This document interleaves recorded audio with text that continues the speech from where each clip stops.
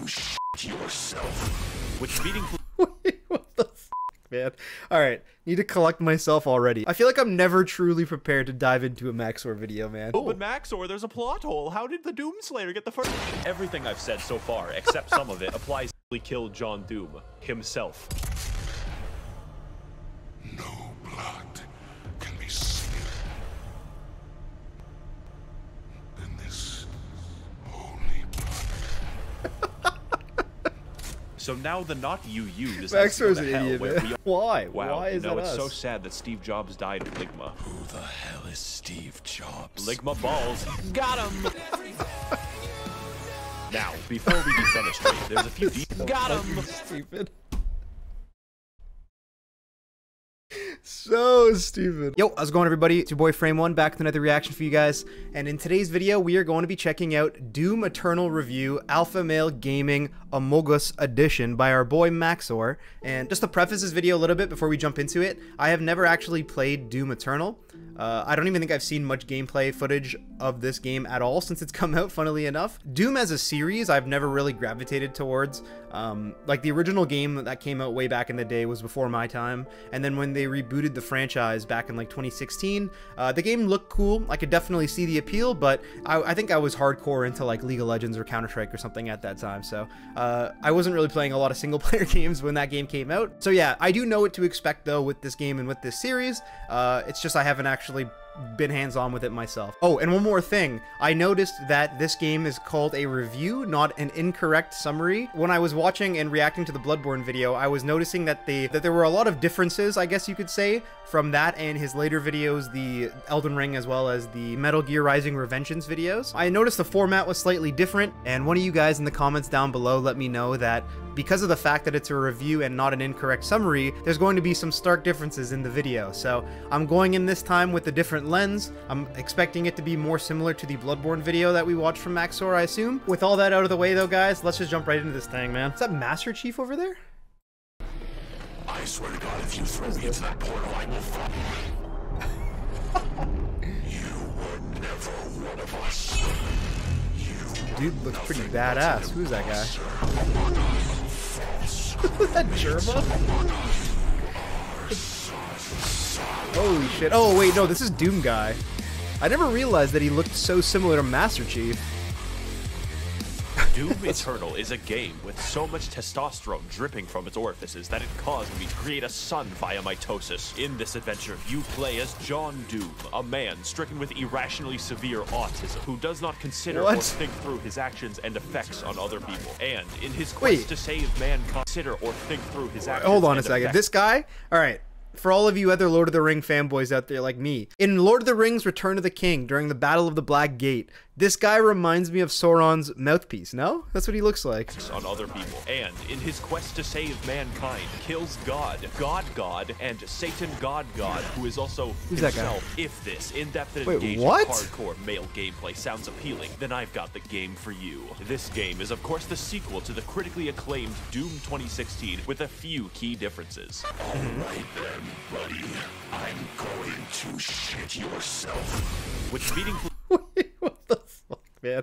Alright, need to collect myself already. I feel like I'm never truly prepared to dive into a Max0r video, man. Like, I don't have enough coffee in my system to fully process everything that he says in real time. Not only is Max0r's editing and his videos, in general, sensory overload, this is like sensory overload the game, so together, I'm gonna miss so much shit in this video. I already know, man. Extends and builds off of the gameplay and challenges that we love, then extends them some more off of a fucking cliff until the product that emerges out the other side resembles crack concentrate. If you're watching this, I'm assuming you've probably played the game, since I don't actually want to help people buy things. I'm here to entertain people, and if you're clamoring for entertainment and haven't purchased this game yet, do yourself a favor. There's enough male hormones here to transition someone, and I can guarantee you results. My fellow male.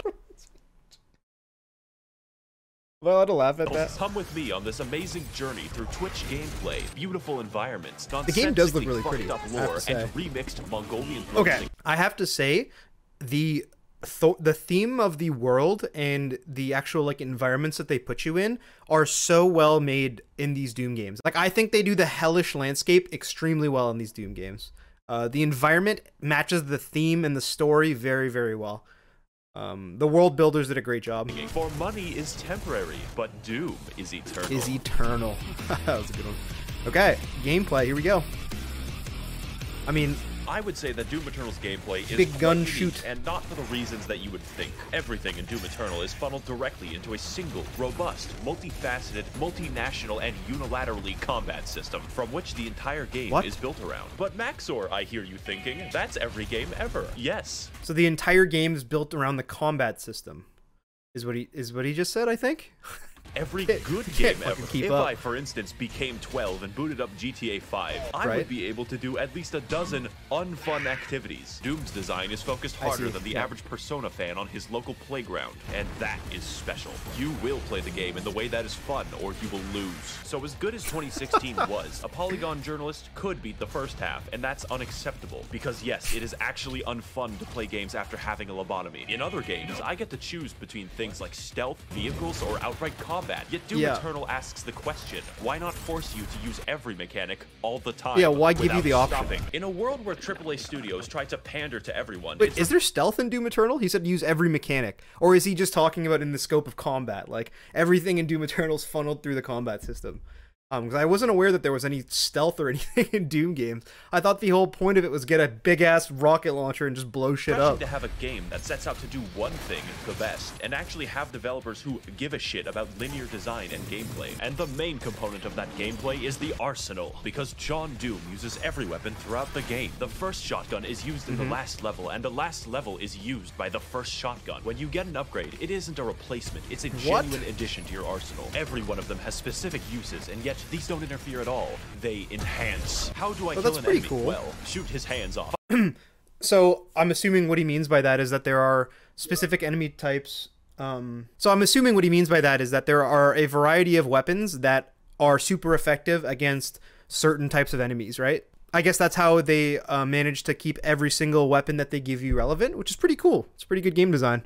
Fire a rocket, fire a ballista, fire flame, freeze him, fire on his freezing. Because, just to add on to that, I'm the type where if I get a weapon that I feel is superior to all the other weapons, as long as I have the ammo for it, that's like all I'm going to use. Like, I'm not going to go out of my way to use a shittier weapon for no reason, right? So I think that it is really cool that they give you a reason to use those older weapons, because maybe I'm not thinking it, or maybe I'm not deliberately doing it or consciously doing it, but I tend to min-max when I play single-player games as well, so it's pretty good game design. Pro shotgun, brain aneurysm. Just as important as how you kill is how you heal and how you restore. Fortunately, the aggression of this game rivals my dog in a kindergarten. Like real life, the only way to get ahead of the competition is to kill them. How do I heal when low? Kill them. How do I get ammo back? Kill them with a chainsaw. In addition, wait, really? Is that legit? Have two mods which completely change their behavior. Such stunning examples would be the microwave beam, the automatic shotgun, and the fucking destroyer blade. God, that shit's cool. But on top of 8 weapons, 12 mods. Were those all the same weapon with just a different mod attached? The laser beam and the automatic shotgun and the disc cutter from Dead Space. Those are all from the same weapon root. In a declining mental state, we keep going. More than any one weapon, you'll be using your suit abilities, and they all have individual buttons. This is in addition to the 8 that you use for weapons. These would be things like zoom for fast, grenade for death, Swedish grenade for life, punch for no reason, Swedish and grenade for armor. I play Invoker in Dota 2, and this shit makes me play my keyboard like it's a fucking Moonlight Sonata. I thoroughly recommend playing PC and never using the weapon wheel for maximal Ritalin output. And if you can't switch weapons fast or play on easy mode, that's fine, man. We're all busy. How about I give you 2 more buttons? You thought I was done. There's 2 ways to do a demon in Doom Eternal: the fun way or the funny way. And to maximize the funniness level, we have the Crucible, which is a direct, instantaneous energy kill sword on every enemy. Wait, did Halo just rip from Doom? Like, okay, was this a weapon from the original Doom games? There are some weapons that I've seen from like the old Doom game footage, but this is not one of them. I don't remember an energy sword. Or did they then go back and rip this off of Halo years later? Area boss, dead. Previous area boss, fucking crazy. Dead. The final boss, fuck him. Now I hear you thinking, Josh, that sounds pretty strong. Oh boy, buckle your ass. Unlimited too? Super weapon oh, that's the BFG. 2 things is the BFG. Yeah, okay. This is an all-time classic gun. I've never even played a Doom game once in my life, but I've heard of this. It was probably back in the day when I was really into watching speedrunning content. That's probably where I had heard of it originally, but This is an all-time classic gun, the big fucking gun. Big fucking gun. Yeah. Also canonically, it fires a hole directly into the core of Mars. You can't Excuse just me? shoot a hole into the surface of Mars. Anytime you shoot it, it then puts a hole into the like it always then routes back to the core of Mars. Like, or does it just mean that it has the capability to do that? Now, I could kill an enemy the long way, or I could kill him and his dog faster than the ATF at Waco. It clears out everything you can Oh see my God. instantly. I am so thankful the game limits how many times you can do this. Now, I understand that at first this may seem complicated, but that just isn't There's a true lot. because the entire game is effectively a tutorial for... There's a lot, actually. Okay, realistically, though, not on easy mode, on, like, standard or hard difficulty, can you get away with only using, like, 3 or 4 of your weapons the entire game? Or do you truly need to use every single one of your weapons? Like, there's going to be a use for all of them, like, pretty much all the time. If that's the case, then yeah, I can see that being pretty complicated. Hard mode. And because you're always learning as you play, it never feels stale. Doom even lets you choose what stats and runes to upgrade. I spec'd entirely into mobility and ammo. Character a flimsy, crack-addled spider monkey. As a side note, we should release dozens or possibly hundreds of macaques monkeys? into New York City. They can survive there. Why does Thailand get to keep all of the good monkeys? So what more is there to learn about Doom Eternal? Well, have you ever given thought to the various unwashed baboons that I'm fighting? The answer may shock you. Those are Holy the shit. Oh, I love that guy's this guy's YouTube videos are hilarious. This guy's crazy, yo. If you guys have not seen this guy's content, you guys need to figure out what his name is and check him out, because I don't fucking remember what this guy's name is, but I've seen some clips from this dude before and they're always hilarious, man. Those are the... As you may have guessed, there are at least 3, perhaps 4 demons in the game, which is a lot for someone who is a small, blonde anime lolly such as myself. But it's the variety of the demons that make the game interesting. Demons can fly, they can roll around like hedgehogs, contract obesity, and... What does he mean there are only 4 demons? bastards. Who is Sandy Loam? Who is Tsushima? Amy Rose? I didn't know she could stand. The point of the entire game, therefore, is to balance targets, switch weapons, and scream internally as you repeatedly fail to be cool. Just like high school. What I'm getting at is every demon has completely different behavior and goals from one another. The Doom Hunter rolls around in a comically small tank. The zombies, like us, exist to die. And the Marauder produces controversy. He does a lot of damage, blocks your attacks, fights you at wild speeds, and can only be attacked after blatantly signaling so. I personally have no issue with him, as I find the challenge fun and engaging. And if you don't, I'm not saying you're wrong, I'm saying you're bad. I'm not getting into the details for each one, since that's not funny, but don't worry, there are 27 of them, without DLC. And if you're wondering why I'm fighting the entire cast of Dante's Inferno, didn't he say there were 4? Actually the minority. This game tries at every moment to make exposition collectible. Why is there just a fucking big spear in the planet, and why is heaven comprised entirely of moth people? You cannot Excuse stop me? the procession. It feels like one guy wrote the events of the game, and another guy invented LSD just to write the backstory. So I'm going to combine both of them into a single, accurate interpretation of the Doom lore. If I say something objectionable, just pretend that it's right. Okay. Part 2, what's going to be the story? Oh, the lore, okay.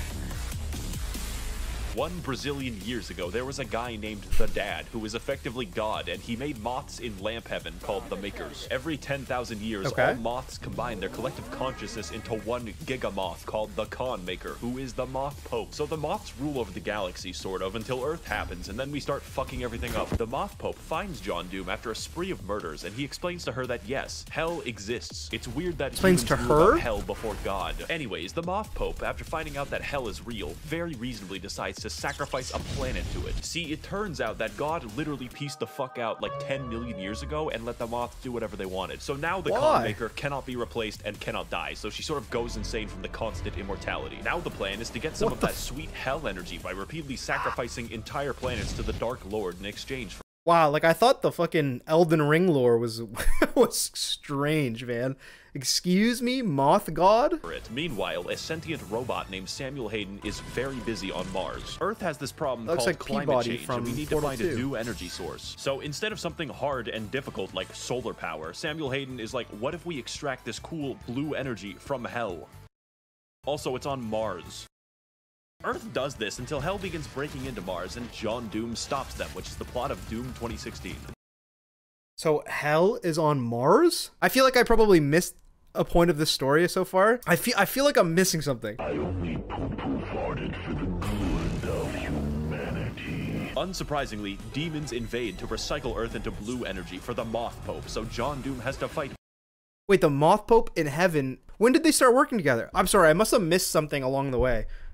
Both Catholics and hell. And as you go through the game, you might notice that it just brings up random shit at will. Like, oh, sorry, the Soul Factory is being held there by 2 gigantic titans. And it's like, okay, I guess Attack on Titan is real now. Doomslayer, you'll need this knife to kill my son. Oh shit, what'd he do? He's the giant uncontrollable demon titan. The plot of the main game, to understate it, is psychotic and acts as an increasing checklist of galactically convoluted tasks. Just in this one game, John Doom finds an ancient city like 3 times, goes to the North Pole to kill Santa, fights Croatia, does a little trolling, does a little cockfighting, invades heaven, and permanently kills God, but we'll get back to that. Doom 2016 took place on Mars, but this game has you slung around the universe on a fucking bungee cord, so I understand completely when people say they don't play Doom Eternal for the plot. They're just wrong. I play Doom Eternal for the plot, and that might sound strange to you, but Eternal's plot is pure insanity, and it does everything that it needs to. We are painfully aware that the plot exists as a contrivance because the environmental designer went fucking ballistic. I just don't care. I played every single level, gleefully wondering,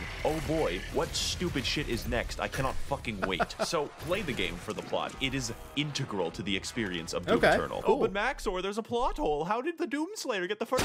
Everything I've said so far, except some of it, applies in full partially to the base game. But there's $40 reduce of DLC where the gameplay is faster, the challenge harder, and the plot somehow even fucking worse in all the right departments. 2016 was a wash. Eternal is Usain Bolt, and the ancient gods is fucking Venezuelan inflation. You thought it was over when John Doom beat the demons and destroyed all of heaven, but you were wrong. That's just the beginning. And with both parts of the DLC now fully out, my recommendation cannot be understated. Let's get into why, and more importantly, what? The ancient gods, okay. This section of the video is going to be different, far more structural, and aligned with the plot of the DLC. Because the gameplay isn't what's new about the product, it's the challenge and the story. I originally wrote an entire script for this and then trashed it because it doesn't truly communicate how this DLC drove me to insanity, and I hard cope by simping for 2D women. I will tell you if there's a very big gameplay change, but the point of the DLC is more of what's amazing. If you like Doom Eternal, you will like the DLC. Period. Okay, so Samuel Hayden, you might know him for his various appearances on political YouTube debates advocating for carbon positivity. It turns out that he's not a robot, he's a fucking angel. Also, John Doom's Alexa is God. That's not a joke or exaggeration. His name is Vega, and he is the physical remnant of God's consciousness in AI form. So Samuel, now a fucking divine being, wants you to revive him since both God and Satan are trapped in volleyballs. At this point, the video can't count as spoilers because it makes no fucking sense. The first DLC is essentially trolling. God and Satan are trapped in those orbs. Okay. Because you kill God. Why? Well, obviously to revive Satan, exclusively so you can fight him. What could go wrong? Of particular note here on the gameplay side is the final boss, who is Samuel Hayden. Because holy shit, this fight is hard. Also, the premise is ridiculous, and my enjoyment of the game is hurt. I need to read that. Why are we fighting this guy now? This fight is hard. Also, the premise. The Doomslayer, would you believe that my lore is randomly retconned in this DLC, but that is made up by the false media to slander me? Okay. ridiculous, and my enjoyment of the game is hurt by neither. Every aspect of this is speedy, fun, and everything else I've already said about the game in general. Yo, and why when do you you finally beat Samuel and revive the Dark Lord, it turns out he's you. Yeah. The only... That's a scary shot. That is a scary frame to pause it on. ...killed John Doom himself. No blood can be spilled in this holy blood. So now the not you decides Max0r's to go to an hell idiot, where man. we all belong, and the second DLC is just chasing him. This is, of course, where the testosterone moves into critical levels. How does one get to the capital city of hell? Well, that's a great question. First of all, go to the planet of Argentinua, light the bat signal, learn how to train your dragon, okay? Go into the giant sphere that pierces the entire planet for some reason. Get the key to the Gate of Divum. Now go back to Earth, traverse The Last of Us 2, and find the Gate of Divum. But before I get to the final showdown with Crash Bandicoot Twin Sanity, there's some cool gameplay I want to talk about. You have a fucking hammer in this DLC, primarily used to defy the laws of gravity, but secondarily gives you everything in the game. Health? No problem. Ammo? Absolutely. My deepest, darkest urges? Yes. As I used this, I became more obsessed with hammers than Bob the fucking Did Max0r actually explain why you were the devil reincarnated? Or what the fuck is that all about? What happened? I want to know. Builder, and there's plenty of demons to use it on since the DLC adds a shitload of reskins. For instance, the Spirit is a congealed amphetamine mass that makes every infested target 3 times faster. Microsoft Pinball, who is fun to fight, I promise. And the Blood. Oh, so you can just add affixes. Are my original OC, do not steal it. So now that we've reached Cleveland, it's my time original for the what? Original OC, do not steal it. So now that we've reached Cleveland, it's time for the DLC to gain style. This is the culmination of all of our work. The final battle against Satan himself, and holy shit, you can feel it. When the Sentinel army shows up and everyone's ready to kick ass, you just can't help but feel like your dick is being tickled. Cleveland lives up to the hype too, for once, because it's a non-stop battle of epic proportions right up until the final boss. This is a universe which implicitly acknowledges your godlike power by making the only credible threat to you your identical twin with red eyes in a Gundam. That is called fucking gameplay, yeah, and it's a beautiful send-off right up until the man himself, who awkwardly waddles around the arena like a penguin, but that's fine, the fight is still cool. Why? Wow, Why is that it's us? so sad that Steve Jobs died of Ligma. Who the hell is Steve Jobs? Ligma balls. Got him! Now, before we defenestrate, there's a few Got him! Stupid. So stupid. My sense of humor is so fucking dumb. John Doom committed shortly after the making of this film. Now, before we defenestrate, there's a few details I want to talk about that truly complete this game, make it a real 10 out of good. Firstly, I would classify the music of this game as metal without guitars, and I fucking dig it so much. How do you make metal without a guitar? Well, you sample Mongolian throat singing and your lawnmower. It just sounds so good. Normally, music isn't very important, but it's so good that it becomes important. And the role it plays in setting your mood is vital. Also, the main composer, Mick Gordon, like me, watches virtual YouTubers every waking second of his day. Great minds think alike. In fact, most of the music in this video is just Doom Eternal soundtrack. Guess you'll have to rewatch it over and over again to really listen. Yeah, this is what I'd want to listen to with Killing Demons, for sure. Finally, definitely this sets game the vibe. Looks really good. Not in a, oh wow, look at all these particles I'm stroking out. Yeah, I was gonna say, the world looks incredible, man. Like, it's giving me Elden Ring type vibes where everything seems so grandiose in scale and nature, like. Grandiose. Yeah, it's really cool, man. Also, is this Bloodborne? What the fuck is this? Way. It's more like, how does literally anyone have time to model all of the geometry in the game? It is unreal. It is so really downright cool, inspired that it makes you feel bad while playing it. Doom Eternal is such a fast and pulse-pounding game that it's like sprinting through the fucking... Dude, this game looks like if Halo and Ratchet and Clank and the Devil, like, had a baby. That's what this is giving me the vibes of. Also, we're in the Louvre now? How am I supposed to appreciate the Mona Lisa when it looks like this? Should you buy the game? Yes, I am very biased. If speed and action is what you crave and you want to induce cardiac arrest early, this is your game. I would like to thank the Demonic Brotherhood funding this channel in exchange for their souls. If you would like to engage in blood sacrifice on my behalf, you can head to my Patreon to learn more. Thank you all for watching, and of course, that was great. They're coming. That was awesome. Good video, man.